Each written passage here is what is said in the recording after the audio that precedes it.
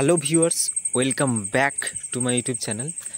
তোমরা আজকের থাম্বনেল দেখে ইতিমধ্যেই বুঝতে পেরে গেছো আজকের ভিডিওর বিষয়বস্তু হচ্ছে তোমাদের ইউজি ফোর্থ সেমে যারা আছো তোমাদের CC10 অর্থাৎ পপুলার লিটারেচারের সাজেশন।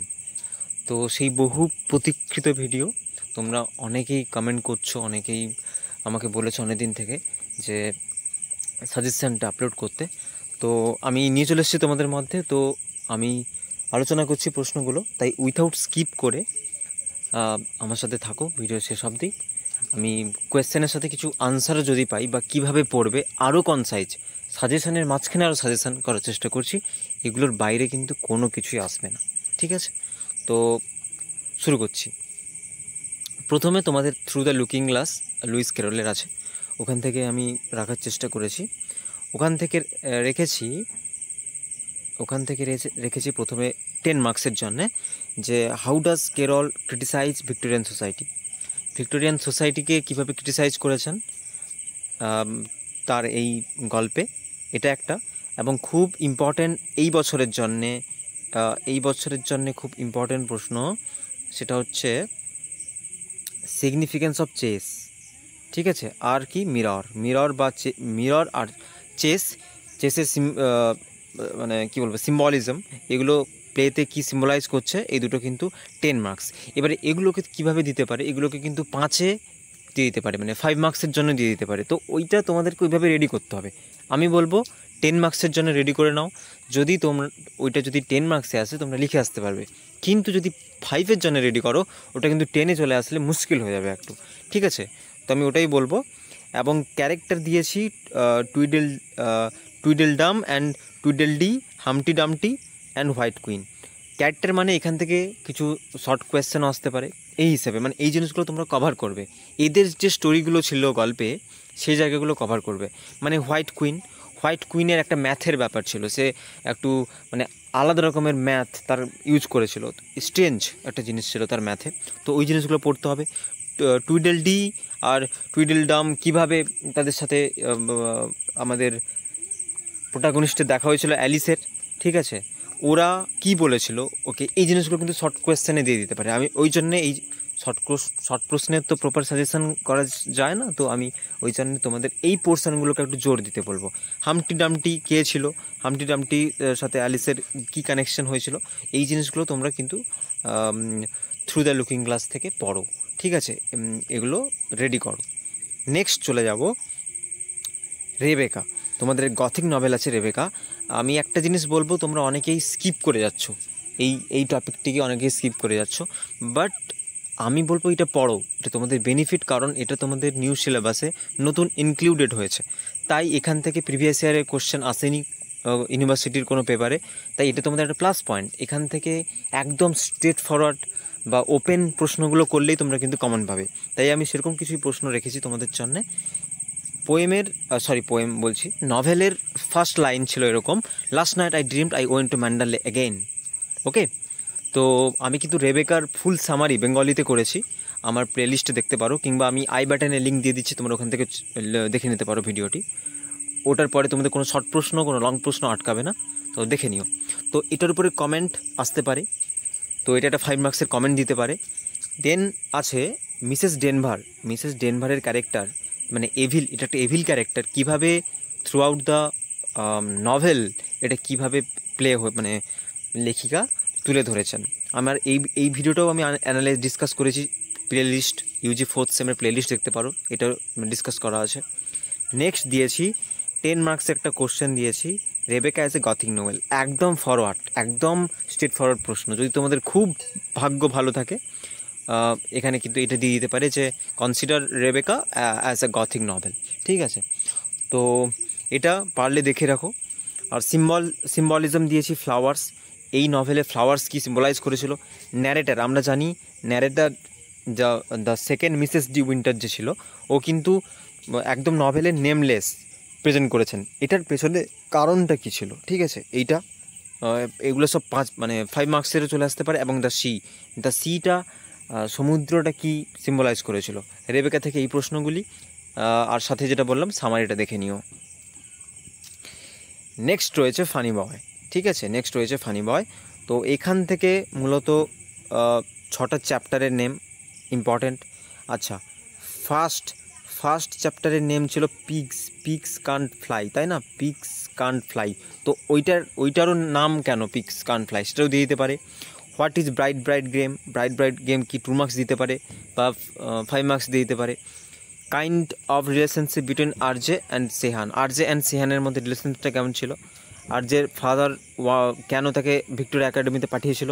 এগুলো খুব শর্ট প্রশ্ন, এগুলো শর্ট কোয়েশ্চেনে কিছু আমি দিয়েছি।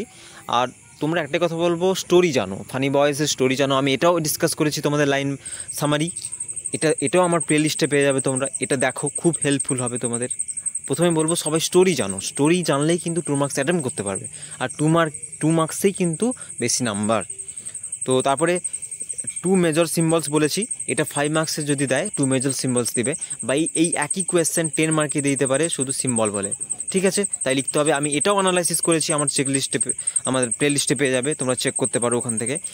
আমি অনেক সিম্বল আমি ডিসকাস করেছি। জাস্টিফাই দ্য টাইটেল, এইটা 10 মার্কসে দিতে পারে, কিংবা এইভাবে প্রশ্ন করতে পারে 2 মার্কসে, যে আরজে কেন কোট আনকোট ফানি বলা হয়েছিল তাকে, এটাও বলতে পারে। ব্যাকগ্রাউন্ড অফ ফানি বয়, মানে এই যে শ্রীলঙ্কান সিভিল ওয়ার, এটা নিয়েও 10 মার্কসে আসতে পারে। এবং এই যে পুরো মেন থিম যেটা কোয়ারনেস, মানে LGBTQ যে স্টাডিজ, আমরা সেই পার্সপেক্টিভ থেকে পড়লে এই নভেলটা কীভাবে এই LGBTকে কীভাবে রিপ্রেজেন্ট করে, কোয়ারনেসকে। তো এই জিনিসটাও, মানে এই কোশ্চেনটাও খুব ইম্পর্টেন্ট তোমাদের 10 মার্কসের জন্য। তো ফানি বয়েস যারা করছো, অনেক প্রশ্ন করতে হবে, তো সেই হিসাবে এগুলো কিন্তু কোনো স্কিপ করে যাওয়া যাবে না। এখানে কিন্তু কোনো সাজেশন খাটবে না, ফানি বয় এমনই একটা চ্যাপ্টার। তো এটা সবাই দেখো, আর তোমরা চেক করো, আমি প্লেলিস্ট চেক করো, আমি অনেক কিছুই আপলোড করে দিয়েছি। ঠিক আছে, নেক্সট হচ্ছে দ্য মার্ডার অফ রজার অ্যাক্রয়েড। তো এটা হারকুল পোয়ারোটসের ক্যারেক্টার বা ম্যাটার অফ ডিটেকশন 5এও আসতে পারে, 10এও আসতে পারে। এন্ডিং অফ দ্য নভেল 5 মার্কসের জন্য ইম্পর্টেন্ট, কীভাবে এন্ড হলো নভেলটা। ঠিক আছে, আর আমি দেইনি, একটা সাজেশন তোমরা করে রাখতে পারো, যে অ্যাজ আ ডিটেকটিভ ফিকশন, ঠিক আছে, অ্যাজ আ ডিটেকটিভ ফিকশন, এটা করে রাখতে পারো, জাস্ট ফর যারা শুধু মার্ডার অফ দ্য রজার অ্যাক্রয়েড করছো, ওটাও করে রাখতে পারো।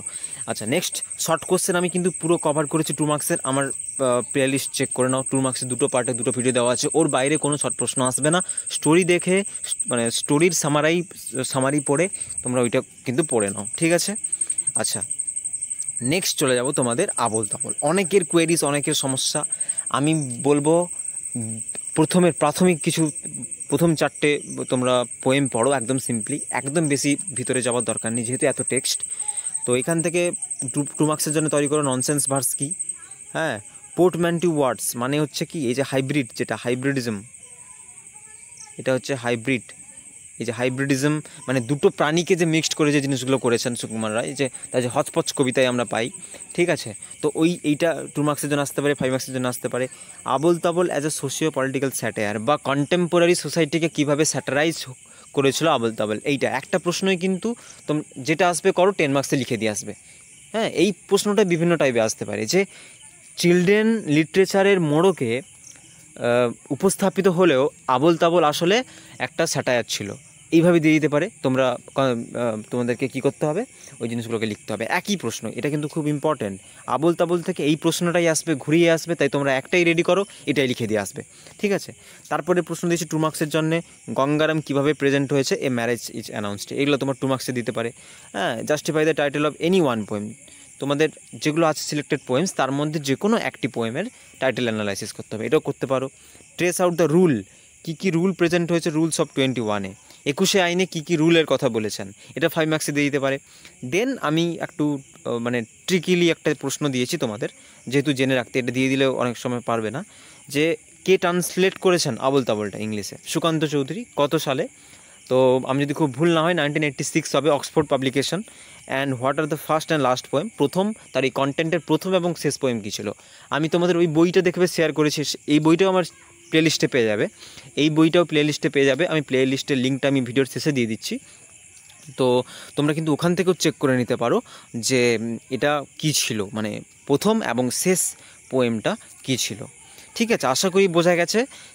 আমি সব টপিকই তোমাদের আলোচনা করলাম। এবারে একটি কথাই বলবো, তোমরা কিন্তু এত সবাই করতে যেও না, এত করাও ইম্পসিবল, ঠিক আছে? তো তোমরা আগে সিলেক্ট করে নাও যে আমি 10 মার্কসের জন্যে আমি 10 মার্কস করবো আবল তাবল থেকে অ্যান্ড ফানি বয় থেকে, অ্যান্ড সাপোজ ধরলাম ফানি বয় থেকে।